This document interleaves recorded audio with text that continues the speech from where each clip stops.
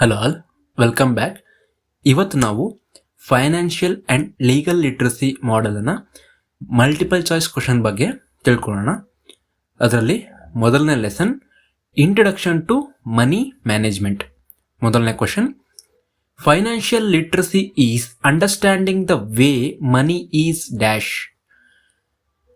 Financial literacy ಅಂದರೆ ಹೇಗೆ ನಾವು ಅರ್ಥ ಮಾಡ್ಕೊತೀವಿ, ಅದು ಏನನ್ನು ಸೂಚಿಸುತ್ತೆ, ಮನಿಯನ್ನು ನಾವು ಯಾವ ರೀತಿ ಸೇವ್, ಸ್ಪೆಂಡ್ ಮತ್ತು ಇನ್ವೆಸ್ಟ್ ಮಾಡ್ತೀವಿ ಅನ್ನೋದ್ರ ಮೇಲೆ ಫೈನಾನ್ಷಿಯಲ್ ಲಿಟ್ರಸಿ ನಮಗೆ ತಿಳಿಸ್ಕೊಡುತ್ತೆ.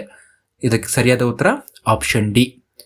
ಹಣವನ್ನು ಉಳಿತಾಯ ಮತ್ತು ಖರ್ಚು ಮತ್ತು ಹೇಗೆ ಅದನ್ನು ಹೂಡಿಕೆ ಮಾಡಬೇಕು ಅನ್ನೋದನ್ನು ನಮಗೆ financial literacy ಹೇಳ್ಕೊಡುತ್ತೆ.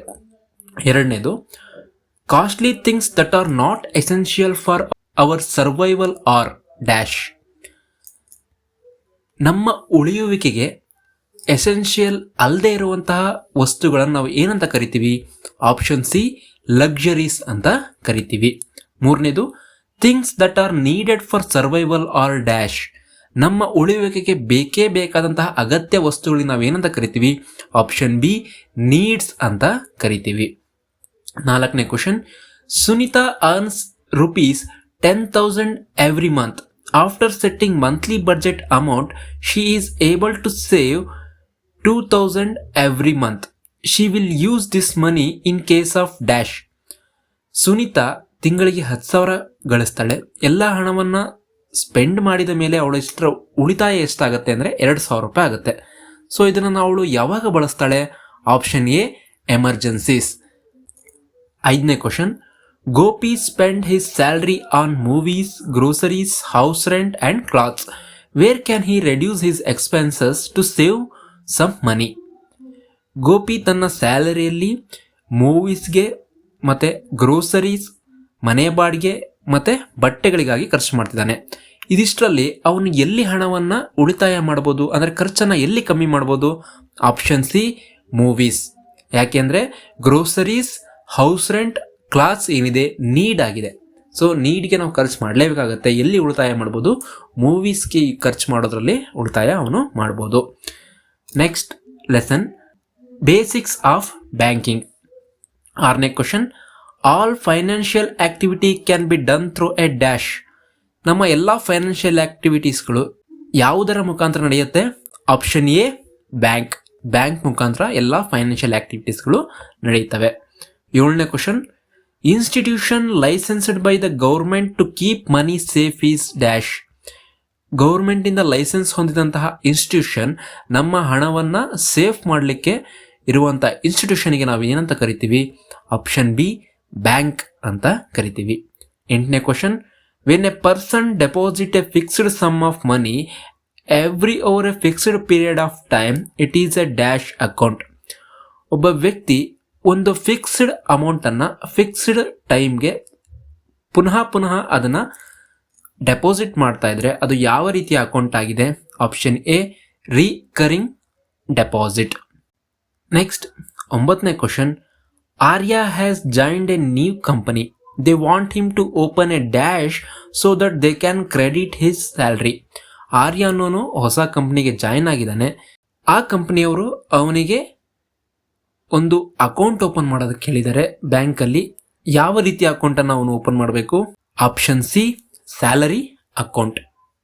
10ನೇ question, Avinash needs to know about his transactions from the last month. How can he get these details?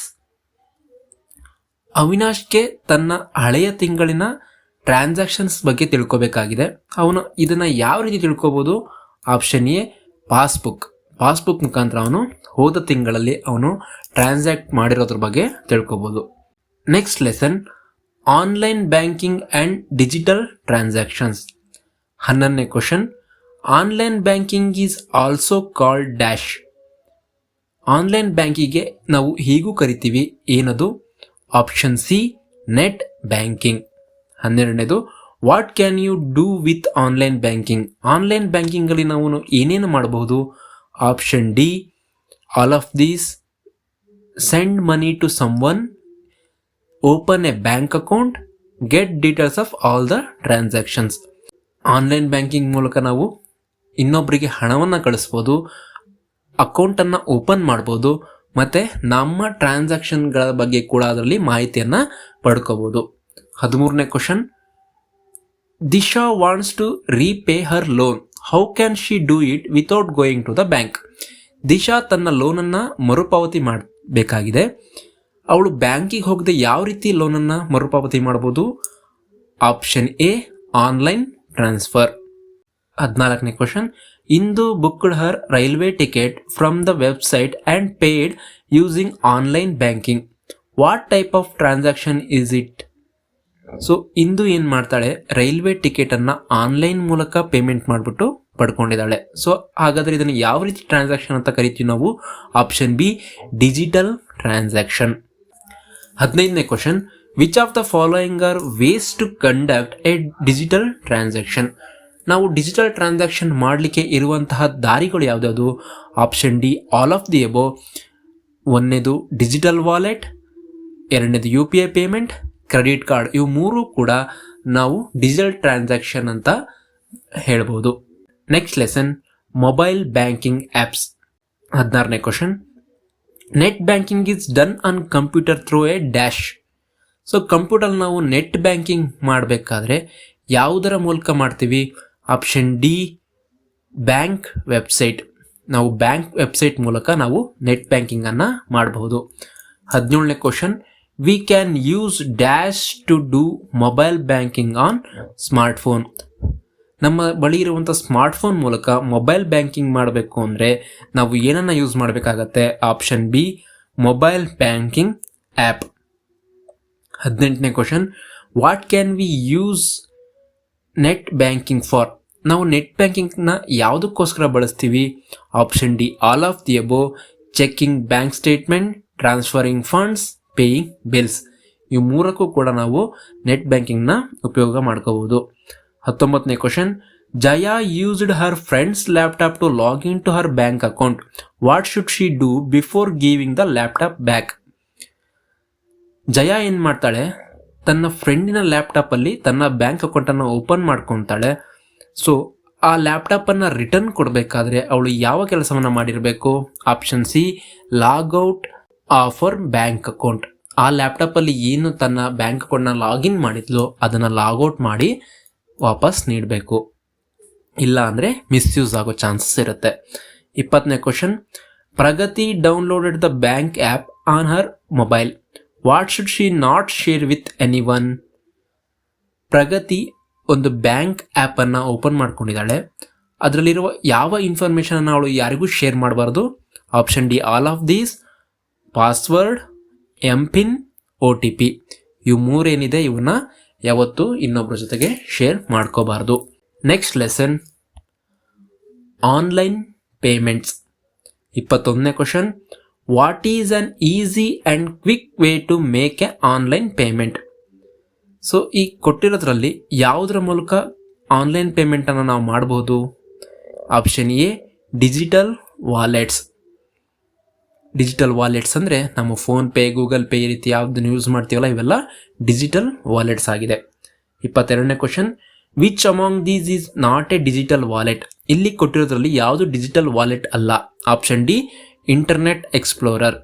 ಇದು ಡಿಜಿಟಲ್ ವಾಲೆಟ್ ಅಲ್ಲ.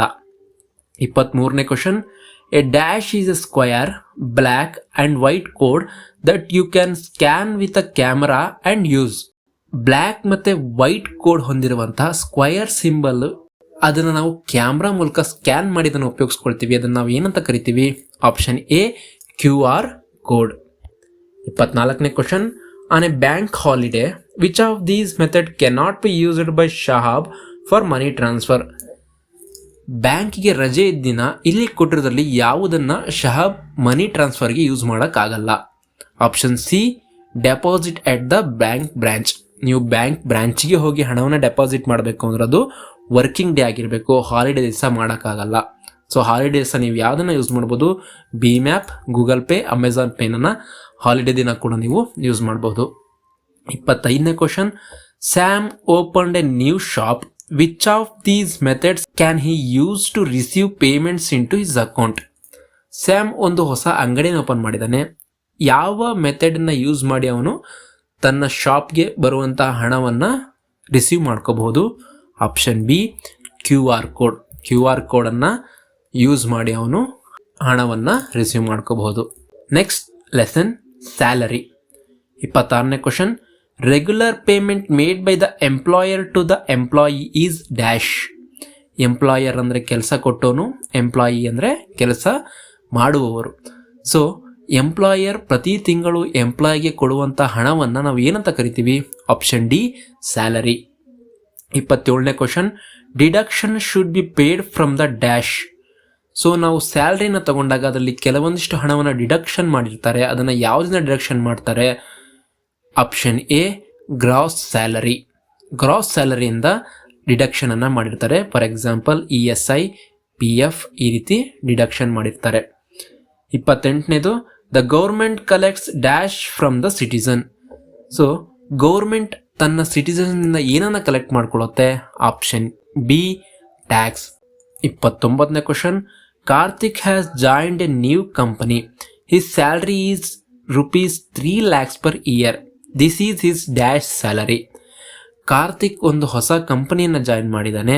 ಅಲ್ಲಿ ಅವನ ಸಂಬಳ 3 ಲಕ್ಷ ಪ್ರತಿ ವರ್ಷಕ್ಕೆ ಅಂತ ಹೇಳಿದ್ದಾರೆ. ಹಾಗಾದರೆ ಇದು ಯಾವ ಸ್ಯಾಲರಿ ಆಗಿದೆ?